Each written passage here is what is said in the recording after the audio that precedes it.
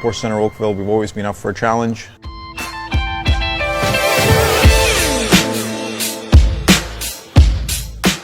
All right, Dirk, thanks so much for having me over to show me the status of the project. Last time I was here, I think the doors were off and the car was completely in shambles. And what were the biggest successes, or what's your favorite thing about this project? You know, it's funny. I think the thoroughness of it was probably one of the things that I'm most proud about. You know, New did an amazing job with all of the mechanical that she did on the car.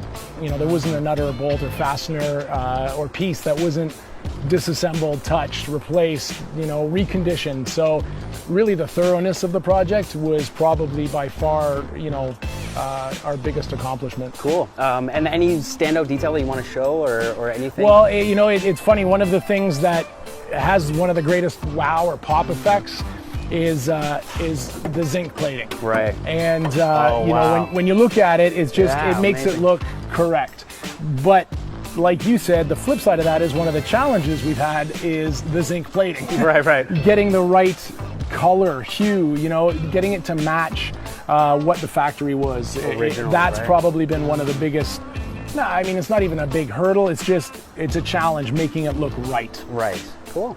Biggest lesson or takeaway from the project so far, working with the team at Porsche Center Oakville? Well, I would say, you know, one of the biggest things to be aware of is never underestimate the size of the project. Even when you get a donor car that looks complete, or a car or a platform that you think, oh, it's great, it's such an easy start. Man, when you start peeling the layers of the onion, it's never ending. Right, I guess so. No matter how good it is to start with, you can just keep going.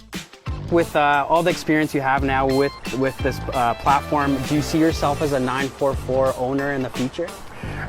You know, it's funny. I have never owned a 944.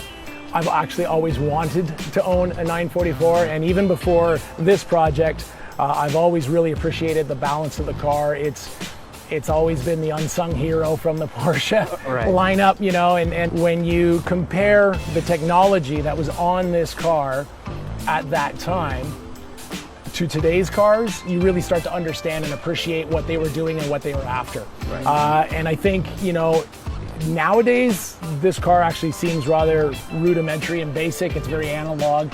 And yeah, I could totally see myself driving one of these. There still is a really special spot in my heart for 944s, especially when you get them on the track and you start to have fun with them.